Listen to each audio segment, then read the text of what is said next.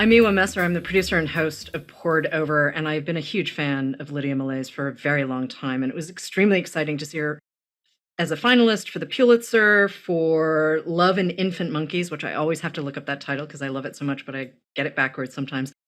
And A Children's Bible was the National Book Award finalist for 2020. And now we have Dinosaurs, which I'm going to say I think it's your best book, and I hope I'm not jinxing anything because it's really fantastic. Thank you so much for joining us. Well, thank you for having me. Can we talk about Gil for a second? Where did this guy come from? I mean, yes, he came from 24th and Madison and walked to Arizona, but...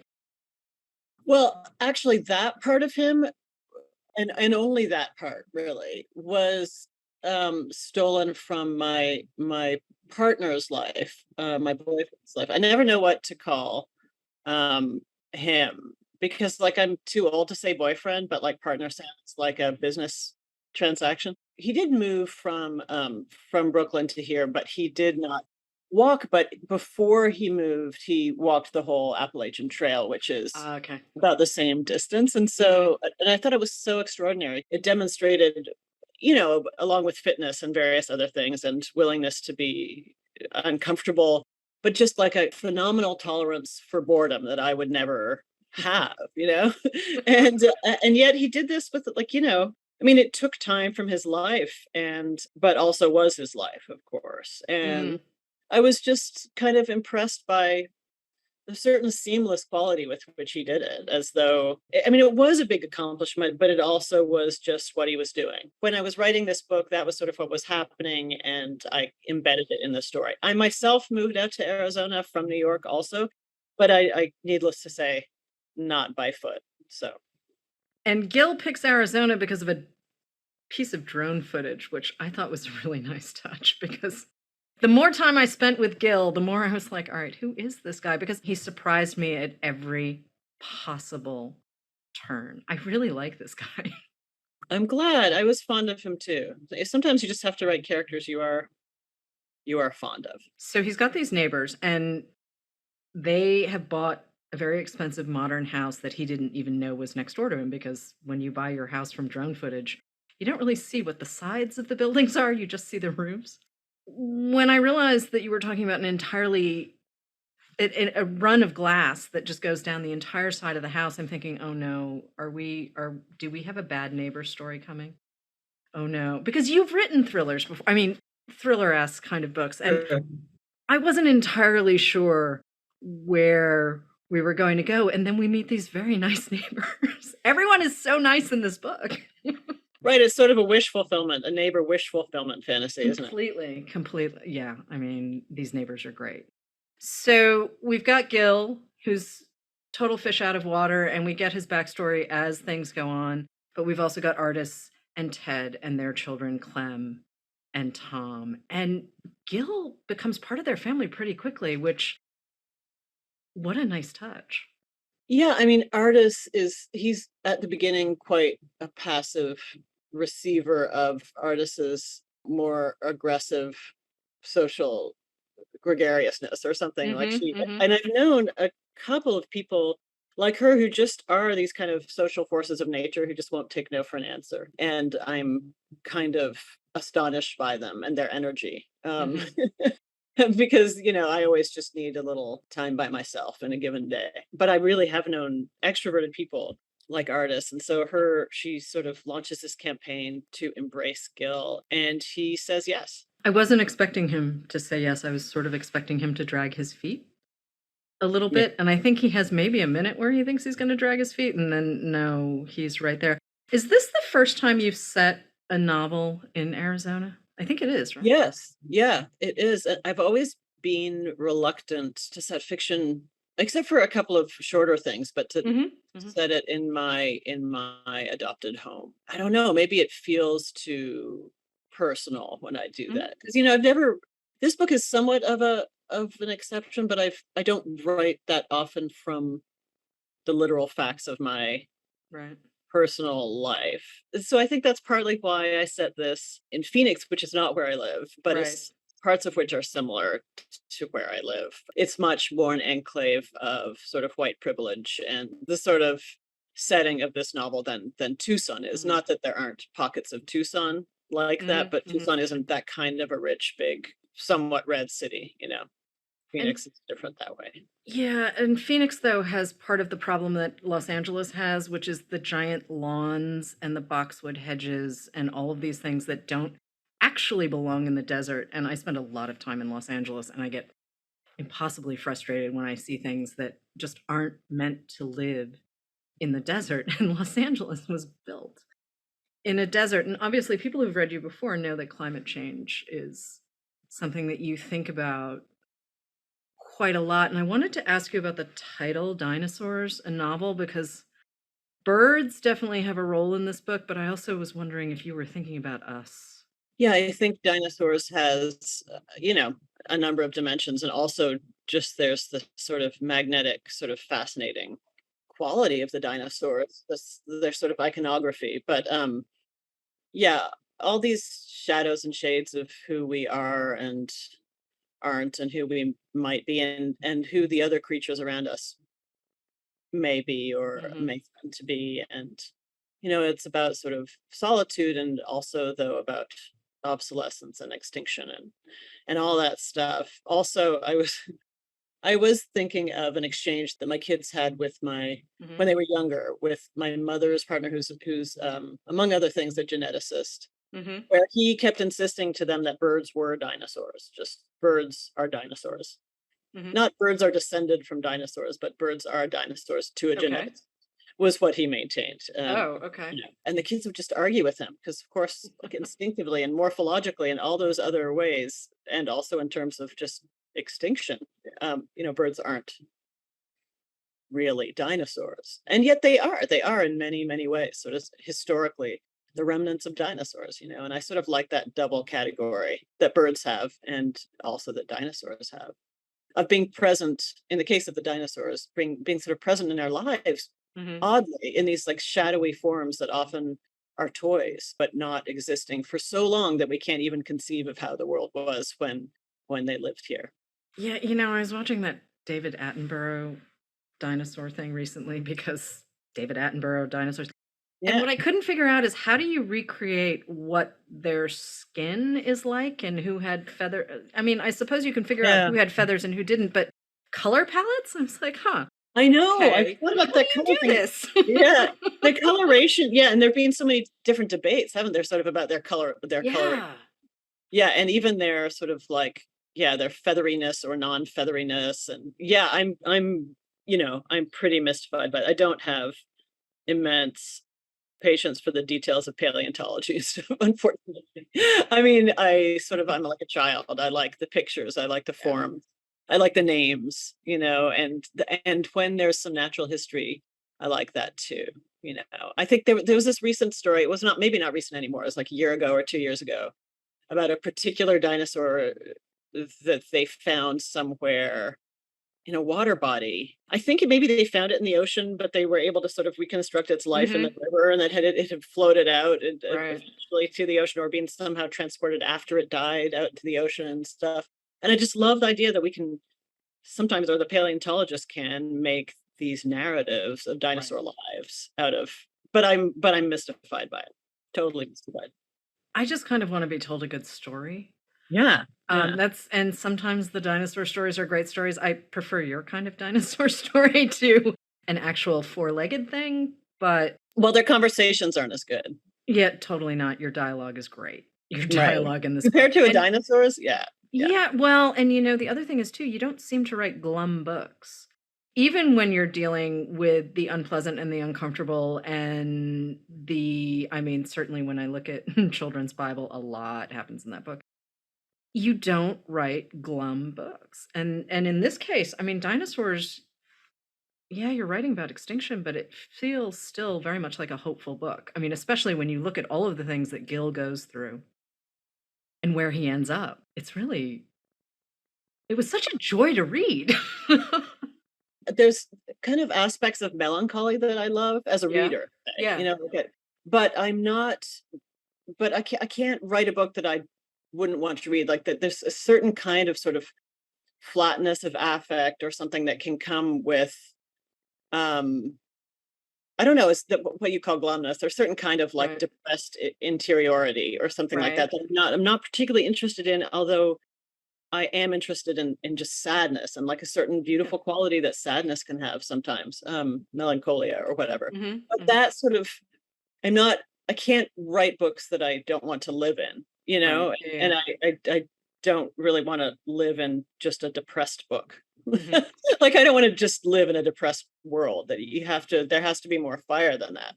With Dinosaurs, did you start with the idea or did you start with Gil? I mean, I sort of feel like he showed up kind of fully formed in a Yeah, way. I think I did start with Gil, and then I knew I wanted to, have a house with a glass wall.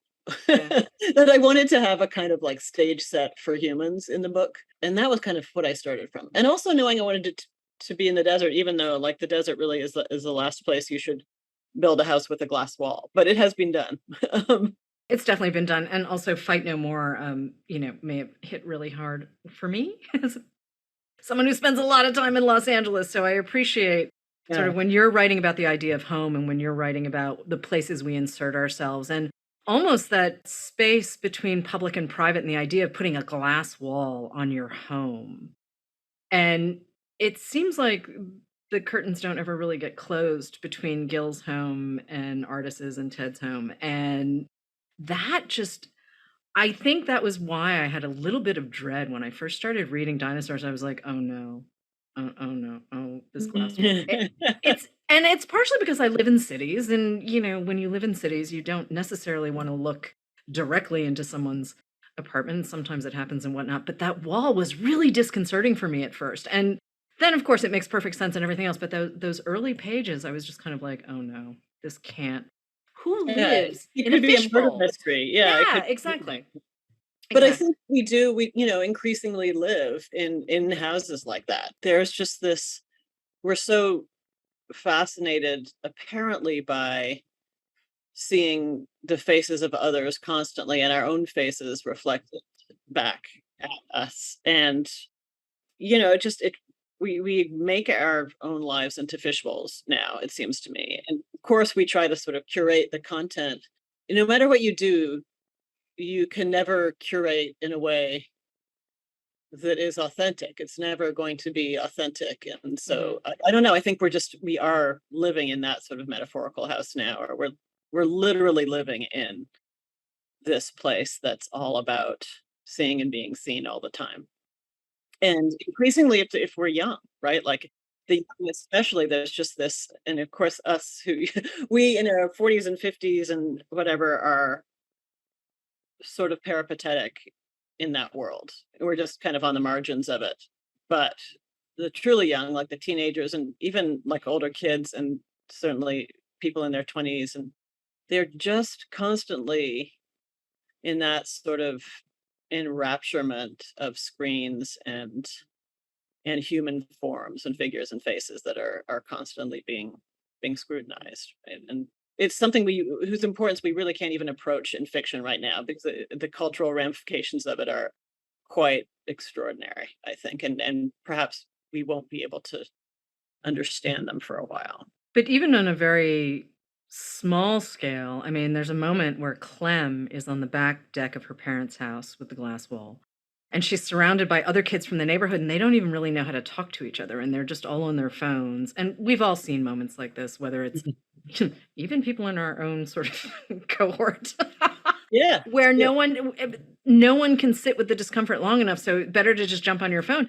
And Clem just sort of looks at Gil and says, "What do I do?" And he's like, "Well, you can there are pinball machines in my basement, so why don't you go across the lawn and take these kids into my house and you can go play pinball." And they don't get any of the cultural references to the pinball machines.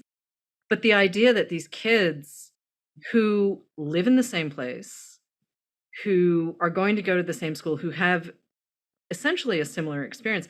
They're just like, "Yeah, I'd rather sit on my phone than actually meet a person who is arm's length from me."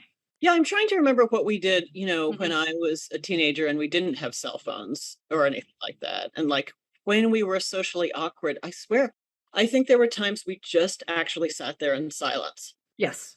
Like, I mean, do you remember that? Like, I feel I absolutely remember that, or someone would, like, force weird conversation, and then you just stare at each other when the conversation inevitably died. But there was interaction. It was just always awkward, and we were all like baby giraffes. We really didn't know what we were doing. It was awkward, and there was more boredom, and I'm not saying that it was fun exactly, Mhm. because it was boredom, and they're not the same. Right. But there is all, a considerable body of, of information now suggesting that boredom is really necessary for creativity and for sort of productive ways of being in the world. And I worry that there's a certain lack of boredom. Not that you don't have boredom with the screens, it's a different form of boredom, right? Like you can be scrolling through your phone and completely bored, right? You could be completely bored, but you're still looking at something that pretends to be something, and your certain neurons are firing off, right, in your brain, and you're not filling the void yourself. You're just being bombarded, right, with something.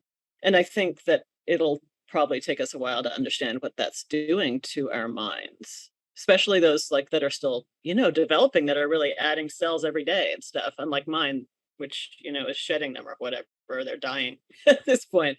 But Part of me wishes that all of the folks who, and I'm guilty of it too. I mean, if you're stuck online, I mean, I am constantly doing this too, but there are also times where I dip into short stories, because you can read a story in the time that you're standing online, depending on what the line is. You can bomb through a short story and have a different experience, and it's not just having something broadcast into your retinas kind of thing. It's actually engaging with ideas and words and character and, yeah, story. And I wish I could convince more people to do this. Yeah, or reading like poems, say, are Right. perfect for that. I mean, they're Yep. just short form things that are, I don't know, vessels for ambiguity, or just interpolation, like things where there's room for your mind to move, but that are short. I think it behooves us to try to prolong the lives of those forms in like the minds of the young. And not have everything be image, and not have everything be that particular pictorial two-dimensionality. Tom is what, 11 in the book? So he's just on that cusp of Yeah. adolescence, and he and Gil become pals, which I really appreciated, because it seems like Gil did not have the easiest childhood. His parents have died. He's raised by a grandmother who is not letting him pick his own clothes. Let's just say that. That sounds like he's dressed like something out of a 1940s Busby Berkeley kind of pleated pants, wool trousers. Is it Brideshead Revisited? Or is it like the poor Right. kid is just not wearing, Wranglers? He's just not Yeah. wearing what the other kids are wearing. Yeah. And it's this sort of genuine sweetness where Gil kind of almost becomes like a surrogate parent. And it's not like the parents in the children's Bible. I just want to be clear. Artis and Ted, actually, they like their children. They are fully aware. They are involved. But at the same time, these kids are kind of at loose ends, because mom and dad both work and dad travels. And here's this neighbor who doesn't have to work because he's independently wealthy. Yeah, well, so when I wrote this book, my son was about the age of Tom. He's, Tom isn't him, Right. but Tom has aspects of him, the love of skateboarding, Hmm. for example.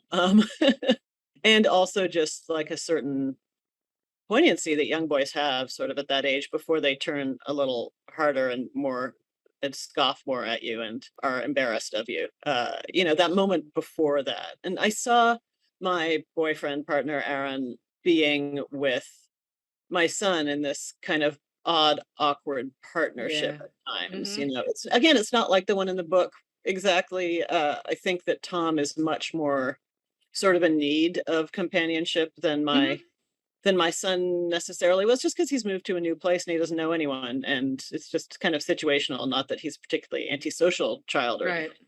Right. But I also just loved, I have ever since I had children, been kind of fixated in my books on like the vulnerability of young boys and sort of the protector role that women and girls can play. Yeah. Actually, that sort of like reversal of um, what is sort of held up in the culture, where really Hmm. I do think that that boys are, they're much more delicate and fragile than girls. Of course, there are exceptions to every generalization you Right. can Right. make Right. and stuff. But I mean, in my life and with the children of those I know, absolutely feel, incredibly protective of young boys. They seem Hmm. incredibly raw to me and sort of less sturdy and defended than young girls. And of course, yeah, plenty of counterexamples, but that's what I've observed. And so Tom's like that. He is resilient in his own way, right? He proves Hmm. kind of resilient, and so does Gil, but he's also just like this baby who's kind of open to the world in dangerous ways almost. And they both need to learn language. I mean, Gil is not the most in tune with where his life is. And as we sort of watch him parse through everything that's happened and what he's trying to do, the idea of watching this 11-year-old and this very not 11-year-old, I mean, Gil's what, in his 40s ish, 40s Yeah, ish, 50s? yeah. Yeah. So, I mean, he's got some time on his neighbor, but he doesn't necessarily have the reference points either. He doesn't necessarily have the language either. He's been insulated in his own ways. And watching him sort of figure it out is as much fun as watching this 11-year-old figure. I mean, beyond the fact that they're both on skateboards at one point, you're like, please don't fall and break something because Yeah, no, I can exactly. see that happening. Yes, yes. I mean, there's some other stuff that happens on the side and whatnot, but was that always going to be the primary relationship of this book?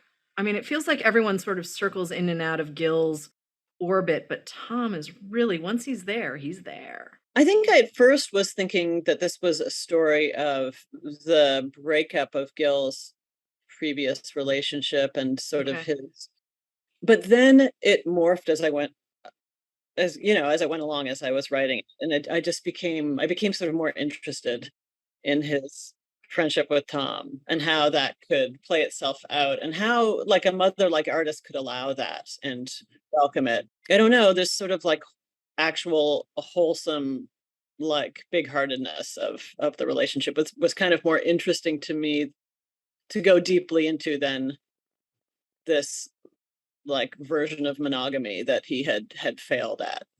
It just became more interesting, that protectiveness. Yeah, he really is kind of a pseudo parent. It's much more than a big brother's kind of the way Gil sort of pushes himself out of his own comfort zone to take action on behalf of Tom. It's there more than a couple of moments where Gil does something great and you're just like, oh, the bat mask. I'm thinking of the bat mask specifically. I was like, it's not just for Tom that he's doing it, but he's also doing it, Yeah. I really appreciated that scene, and I'm also dancing around it a little bit because I don't want to ruin it for other people, but that was a particular moment where I imagined Gil thinking about Tom as he did it, but Tom is not the direct recipient of the thing that happens.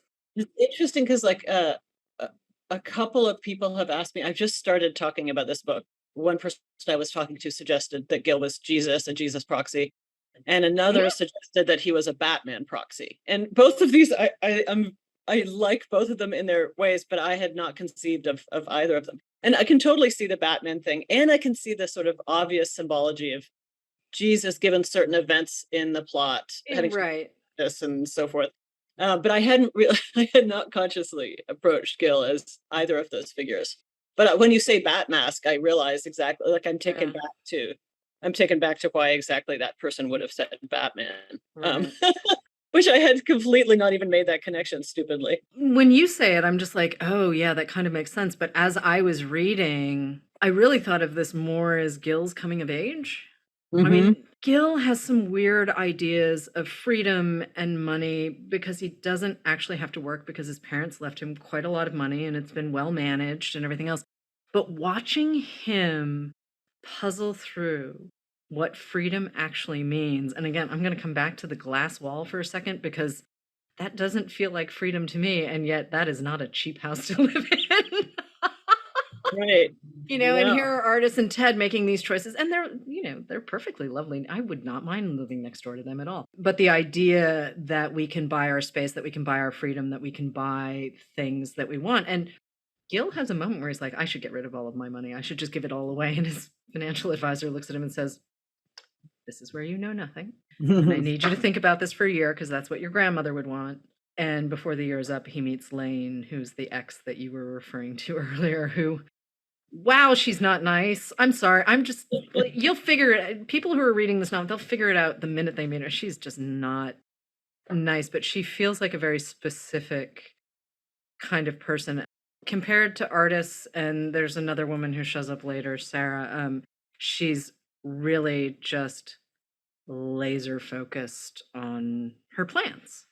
Yeah. And in the past, when you've been talking about your books, cultural narcissism is a phrase that's popped up in multiple interviews. And I sort of want to bring it up here because you have these really warm characters with really big hearts.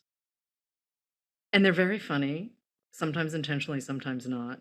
We have these folks sort of living in these very weird times that we live in now. But they're kind of okay, but they're certainly not the parents from Children's Bible. They're certainly not the folks from the LA stories, Fight No More, which I just always call them the LA stories because they really hit very hard in all the best ways. Oh, in all the good. best ways, they hit very hard. But I was like, oh. But can we just talk about that and the setup of your characters against this backdrop that is so familiar and so realistic and yet not apocalyptic? It's just very real. Yeah, and there's of course also like a tremendous danger to that, and one that sort of Gill touches on this sort of like illusion of normalcy that we have in our lives. So there's like it is both like a happy story and a terrible story, right? When we can persevere, I mean, it's personally rewarding and fulfilling when we can persevere in our sort of cheeriness or in our blitheness or whatever it is in our small spheres, and yet be aware of the menace that hovers, really the extraordinary kind of existential menace that we live with at sort of arm's length, but also it enables that menace to continue descending like the sword of Damocles or whatever, right? So in normalizing, we stave off sort of revolution and normalizing it the way that therapists want us to, which is actually sort of maladaptive. It's maladaptive of us not to confront threats to our survival. But we did socially maladaptive on a sort of macro level, but on a micro level, it's adaptive. It's just living your day-to-day life. It's like one day at a time and stuff. But really, part of what I was writing this book about was the meniscus, right? Like on a in a glass, that water, you know what it is, but like with the brim, the meniscus, that sort of like level, that sort of thin layer that exists sort of between substances of being or levels, scales of community and selfness and stuff, where we can't seem to reach from one medium into the other. We can't seem to reach from our personal lives into the collective. We don't know how to do it. It's not clear how to do that. And there's this membrane between us and the outside. It is a psychological membrane, emotional, but also ontological, and it's also a political membrane where we are actually cut off from dissent in any meaningful way often, and or we feel that we are if we're not. And so also similarly cut off by the privacy of our minds from the collective, and all these two scales that seem almost to repel each other, and yet we live in both of them simultaneously. Like we live in our neighborhood, we live in our city or our state or our country, but we feel often in our everyday life we permit ourselves to feel as though we're somehow independent of all this, and it's like a delusion that we sustain. Gil's a really good example of that, though. I mean, he thinks that he's at one point he talks about having a bartending job, and he's like, well, as much as he liked it and he was good at it, he gave it up because someone else really needed the money. Right. And my first thought was, oh man, he's that guy. When I read that line, I'm like, oh, he's that guy. Okay. And he's not that guy. He's not. I mean, Gil has a whole progression, but this sort of, oh, the poor people below me kind of thing, but he doesn't actually really know how to help because he doesn't know how to be in the world. That's not a function of age. That's not a function of class per se. It is a function of his money because he is, he genuinely doesn't have to work, which I thought was a really great idea because there's so many times too where, you really can do whatever you want with your characters in a novel. Yeah. And we don't often see this sort of, I don't want to say Gatsby-esque, but he's a little Gatsby-esque. It's like, well, he lives in a castle, right? Pinball machines in the basement, Right. Yeah. And he's trying to figure out what to do with himself. Yeah, you know, it is fun. Like I have known people of independent wealth Hmm. who work their whole lives, and I Yeah, have known people who don't for various right. reasons. And I see much greater levels of satisfaction in those who do work, and much more kind of depression really is Yeah, probably yeah. the word for it in those who don't. It's not helpful to not do anything usually for most people. Um, and maybe you can invent ways to do things Mhm. and tell yourself that you're doing something, and some people do that. Some people take that path. Um, but doing things is what gives you hope. It's not hope that makes you do things. Action produces hope, you know, and even like yeah, Gil's completely lost and he sees himself as like it's a joke. His situation is almost a joke. But he also just needs to do stuff. He needs to fill his time and he needs to um, you know, have utility in his life. Because there's just nothing if there isn't that for him. But I do think that he is yes, the money sets him apart from regular people like me, but he also is all of us in the way of not knowing how to engage with the sort of grandiosity of what is and the threats that we now perceive in ways that even if you make some argument that our time is not an unprecedented time, which I think is a false argument, but even if you make that argument, Mhm, mhm. it's certainly unprecedented the degree to which we receive information. And Yeah. even the information by itself is so overwhelming. Even if it weren't the content, even if the content were so alarming, the sheer volume of information would be. So part of what he's grappling with is that, even though I don't spend a lot of time in the book on social media, or I don't sort of like I wanted it to be kind of an analog book, you know. But still, that's the kind of information we're dealing with is everywhere all the time. Yeah, I mean, now that you say that piece about analog book, it's true. It's really only the kids that are on their phones at any given moment. It's more Clem than Tom. And it Right, was right. It's so not the book seamless. doesn't pretend that those things don't exist, but it doesn't Yeah. linger on them, you know?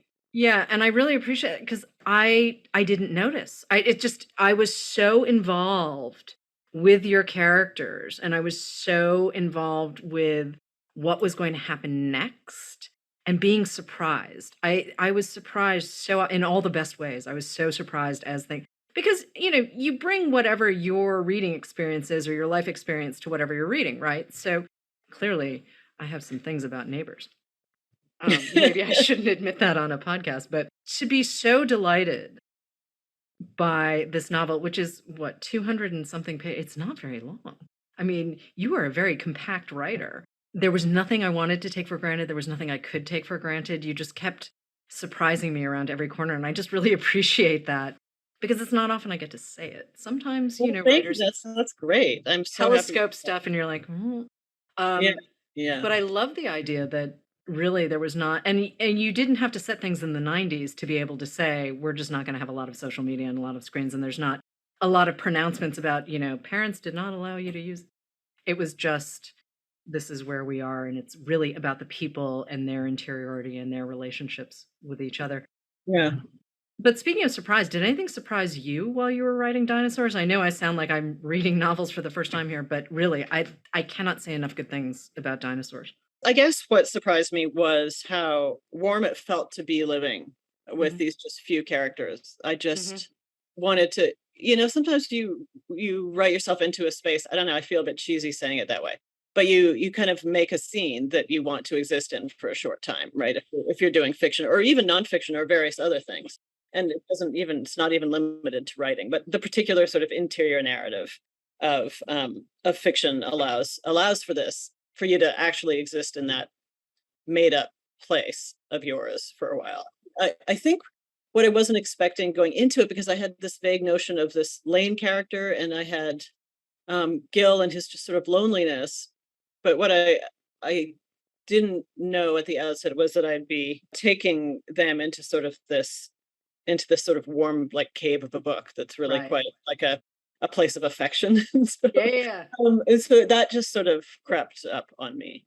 maybe, like you say, because of the neighbor wish fulfillment fantasy. Because I too, I have lived in my neighborhood in the desert for 23 years now, and I do not know my neighbors. Hmm. And there's a place in Maine that we spent the past 2 summers in, and our neighbors there, I already know more of them than I have met here in this many years. And part of it is the spread outness of the desert. Like, this Right. is not the kind of community Gil is in. This is a much Yep. more low rent neighborhood that I live in. Hmm. And it's like a wildcat subdivision. So it's like out in this valley. It's got a national park on one side, but it's got, there's like double wides and single wides and old kind of falling apart meth houses. Yeah. I actually have no proof that was what was happening there at the time, but like kind of burnt couple of burned out shells and junkyards, and then also some kind of McMansions. So it's a really kind of Hmm. diverse thing here, but still I don't know my neighbors after all this time. And so this for me is like especially writing during the Trump presidency, when I Hmm. felt so isolated out where I live by the kind of some of the MAGA culture that's out here, and Right. you know um the anti vaxing later, and the anti masking, because I wrote this before the pandemic for the most part. All of that made me feel kind of sad and alone in the place that I love, and so Right. I think this book was a way to take me out of that, partly, right? I know that's kind of cliched or literal, but it was just like, what if I had neighbors who loved me and I loved them? I was talking to a writer earlier this week. We were taping for a different show, and reading and writing are an act of connection. Yeah. And I think sometimes because there are so many people who think that, oh, you're just reading a book, la la la, you're in your own head, la la la. It's not just that. It's really, I mean, I am so pleasantly surprised that, I mean, I had all of these preconceptions about Gil. I will own it. I will totally own it every time. Like, okay, okay, who is this dude? And I trust you implicitly as the novelist, so I'm going to follow you anywhere. I mean, that I knew, but at the same time I was like, "Oh, she's going to make me work for this. You're going to make me work for this." And he turns out to be just a dude I really liked hanging out with. And I sort of was expecting, and he's got this great friendship with the friend who never tells him his first name, and then you find out what the first name is and you're like, "Oh, I would never use that either." It was a great moment. There are all of these things where it's just like this is real life and connecting with people and people I would never meet otherwise, to be honest. Yeah, I mean, I think books are ways to talk to each other in this, and have been for as long as they have existed, like a way to talk to each other when we're not present with each other. They're an abstract form of company, Hmm. and that's what this book manifestly is. That, but also just sometimes like sharing someone's sensibility. It's like you finally found a friend. One of my best friends, actually, an ex-boyfriend, sort of grew up in a bit of a family that was difficult to grow up in, and he just always found refuge in books because there the people lived who he liked. There Right. were his people, and books really are just the minds of others, and we enter these minds under certain circumstances, and we live in them, you know. So this is just a place I wanted to live in for a little while. Do you read other people's work while you're working on while you're deep in a new novel, or are you one of those Yeah, folks that I'm always writing, uh-huh. so Okay.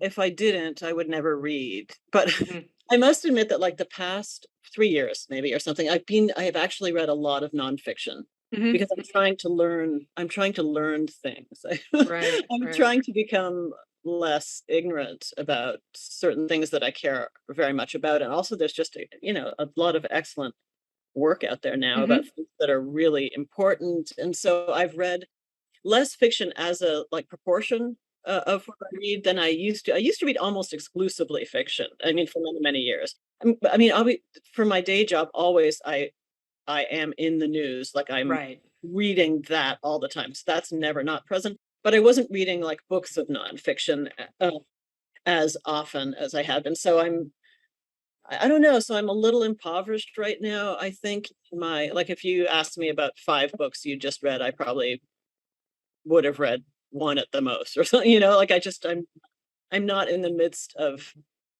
this year's fiction right now. It's more nonfiction.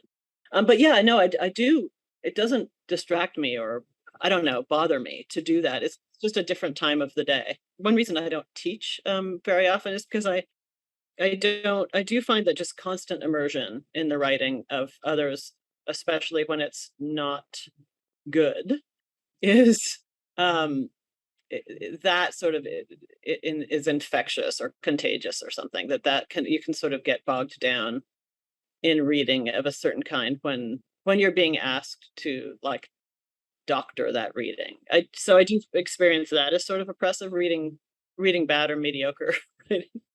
I do have trouble with that, but I have no trouble reading good writing ever. Yeah, and mediocre writing, that's a whole nother conversation. But before I let you go, are you working on anything new? What's next? Yes, yes. So I have written a nonfiction book, which is part sort of memoir. It's about having children and about Mhm. extinction and religion and different things. I don't know. I don't know how to talk about it yet, so don't even quote me. It still sounds pretty great, and it also sounds like stuff that if we're reading your fiction, we kind of know that these are things you've been thinking about quite a Yeah, lot. yeah. I mean, yeah, it's a book that's sort of a prayer or something. And then Mm, there's I wrote a book of short stories that's called The Ists. Uh, mhm. and that's about, every story is like, terrorist, cosmetologist, that kind of Yep. thing. All ists. And then right now I'm working on a novel. So yes, I have lots of things. It's called The Furthermore right now, and it's very strange and has sex in it. So anyway, that's Rock on. It all what sounds can I good. say? So that's what I'm doing right now. All of that sounds great, and I am really looking forward to reading all of that. Lydia Millet, thank you so much. Dinosaurs is out now. Thank you so much. It's really fun. Hello, readers. It's time for another TBR Topoff, where we recommend books to pick up when you stop in for your copy of Dinosaurs by Lydia Millet. I'm Mark, and I'm coming to you from my Barnes & Noble in Cincinnati, and I'm joined by a brand new book buddy, Madyson. Hello, welcome. Hello, I am Madyson. My home store is the Barnes & Noble in Indianapolis. I'm happy to be here. Fantastic. We're not too far from each other, but far enough away that Zoom is required. So we've got a couple of great books to discuss. Madyson, if you don't mind, I'll jump right in. Yeah, go ahead. All right. So I was thinking a lot about environmental fiction with this novel. It led me to probably one of the masters of environmental fiction, and that is Barbara Kingsolver. She is a wonder. And the book I chose of hers is Prodigal Summer. This book takes place over the course of a summer and follows the lives of three sets of characters in southern Appalachia. You follow two farmers who have a lot of opinions about themselves and about the world around them. You follow a very reclusive and isolated biologist studying coyotes who are new to the area. And you follow a young woman who was a hardcore city girl and has married into the most rural lifestyle you can imagine. And she's not really loving it. The book is gorgeous. It is meant to be read slowly, much like Kingsolver's books. It's a very careful and tender narrative, and her prose is just beautiful and lyrical, and it just forces you to just slow down and breathe through these words and just let them sink in. I know the weather is getting a little chillier, but if you can read this book outdoors, I highly recommend it. It will just add to that element of the natural world creeping in on the story. So please check out Prodigal Summer by Barbara Kingsolver. Madyson, what do you have for us? I wanted to recommend another environmental fiction novel. It is Migrations by Charlotte McConaughey. And I love this book purely because I'm a huge fan of parallelism. So if you love parallelism, this is a book for you.